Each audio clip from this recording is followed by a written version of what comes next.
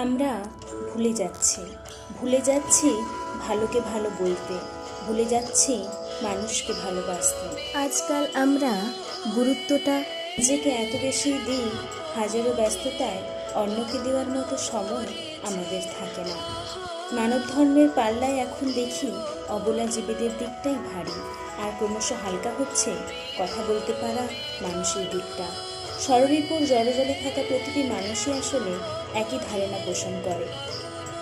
সমস্যাহীন পৃথিবী যেমন হয় না, নিখুঁত মানুষ তেমনই কাল্পনিক। তাই ঘৃণা নয়, ভালোবাসতে শিখুন, মানুষকে ভালোবাসুন। চাওয়া পাওয়ার ঊর্ধ্বে মানুষই আসল।